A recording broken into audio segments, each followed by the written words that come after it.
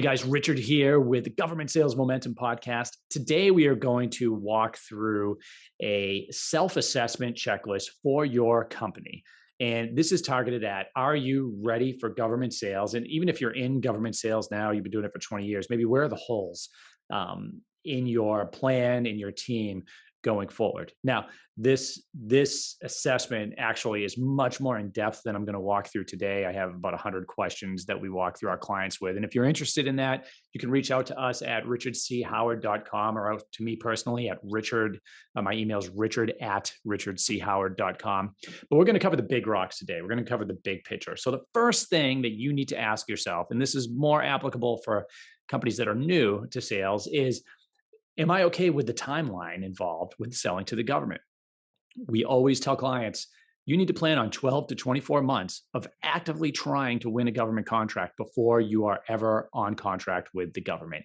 And that's just the game, right? Now, certainly there are caveats to this. There are, if you sell hammers and nails or low dollar products, you can be on contract much faster. But if you are a technology provider, you're developing a technology or a service provider, or you have, larger scale products that you're offering, the timeline is what it is. It takes a long time to identify opportunities, influence those opportunities, develop relationships, because it is a relationship game. And then by the time the solicitation comes out, really have that benefit of all the work that you put in before that. So that's 12 to 24 months of actively working. Someone needs to do that work. So that's your first question. Am I prepared to do what it takes to get on government contract? Now, these contracts can be extremely lucrative and stable. That's the benefit of this, but it does typically take longer to sell to the government than it does commercially.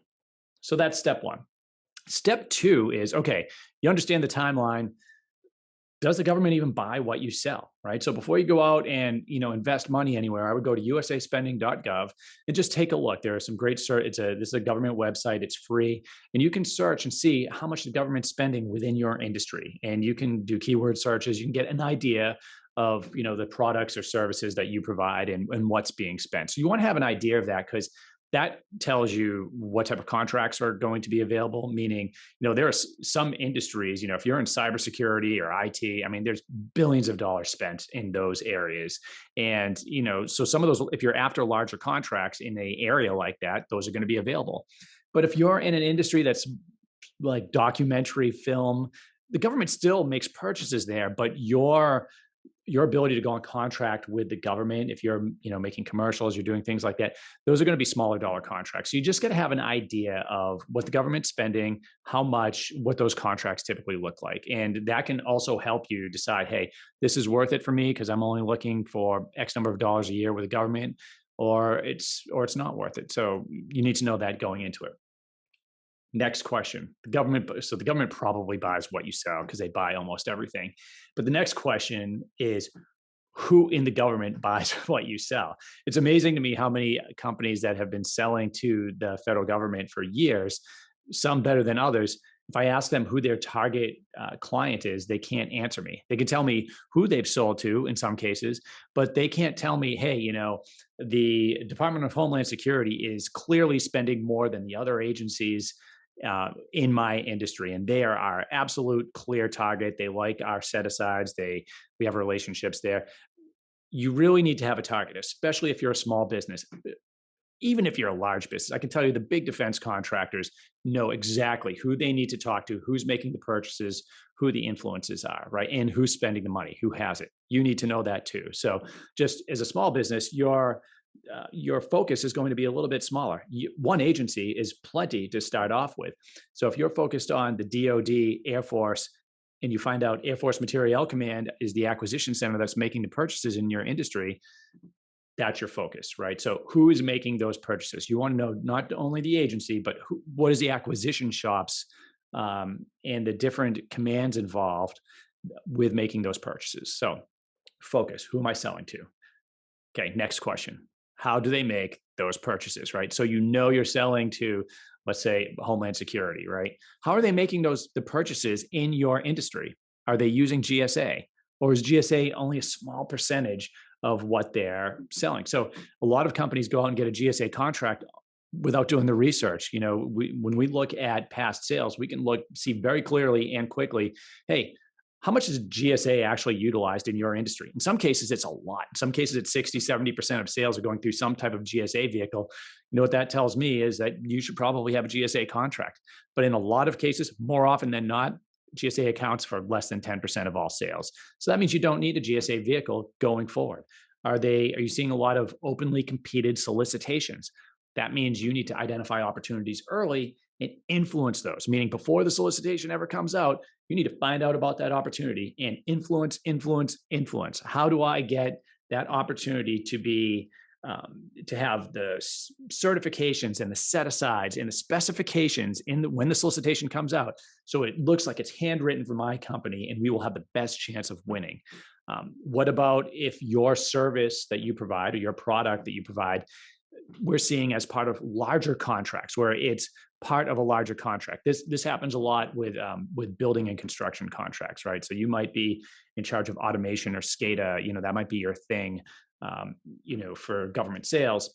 But we see that wrapped in with a lot of large government construction projects. So it's just a piece of the larger contracts. In those cases, you want to be a subcontractor with larger companies. So you can see it really depends on how they're making those purchases that will dictate your entire approach to how you're going to sell to the government. Now, there's a lot in that topic area that I'm not covering right now, but big picture, how does the government make purchases? So, the timeline, we're okay with the timeline. It takes a long time. We're prepared to do that. We know that the government makes purchases. We know the types of contracts that are available, and that aligns with what your vision is for your company. And you now know, how does a government make purchases, and which dictates your entire path forward. It dictates everything you're going to be doing to get on contract with the government. So what's the next piece? The next piece is, what does your team look like? I mentioned that there's a lot of work that goes into this. In some cases, it's the CEO or the president of the company themselves, or if it's just a 1 or 2 man shop, that are going to have to do this. But somebody has to do this work. As you get more experience with government sales and past performance, or if you've been doing this for a while, you probably have a team. But what do the teams look like in those type of jobs, those functions that have to happen just to get on contract with the government? I'm not going to cover, who you need on your team to actually manage those contracts right now. We'll cover that in another podcast.